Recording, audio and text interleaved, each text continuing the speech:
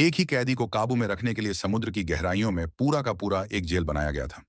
उस जेल के अंदर एल्यूमिनियम एलॉय के पिंजरे में बंद थी अब तक की सबसे डरावनी रचना, एक मैकेनिकल जॉम्बी।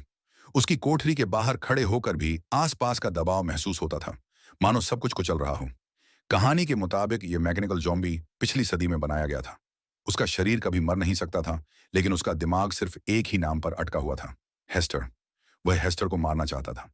जब एक आदमी ने यह बात सुनी तो वह तुरंत दिलचस्पी लेने लगा, क्योंकि हेस्टर उसका भी टारगेट था। इसलिए उसने मैकेनिकल जॉम्बी के साथ एक सौदा कर लिया। आजादी के बदले जॉम्बी उसे हेस्टर को मारने में मदद करेगा।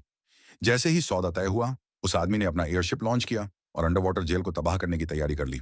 जैसे ही बमों ने सपोर्ट पिलर्स को निशाना बनाया, मकड़ी के जाले जैसी बनी जेल की संरचना झुक गई और समुद्र में डूबने लगी। इसके बाद उसने दूसरी कोठरी पर एक छोटा न्यूक्लियर बम दाग दिया। धमाके से उस पिंजरे में एक विशाल छेद हो गया, जिसे अटूट माना जाता था। जैसे जैसे पिंजरा समुद्र की ओर गहराइयों में गिरता गया, मैकेनिकल जॉम्बी समझ गया कि उसका वक्त आ चुका है।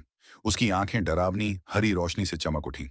अपने नंगे हाथ से उसने उस दरार को पूरी तरह फाड़ दिया। आदमी की उम्मीद भरी आंखों के सामने मैकेनिकल जॉम्बी धीरे धीरे पिंजरे से बाहर निकल आया, और जैसे ही उसने फिर से ठोस जमीन को छुआ, आखिरकार आजाद होकर उसके मुंह से एक रोंगटे खड़े कर देने वाली चीख निकल पड़ी।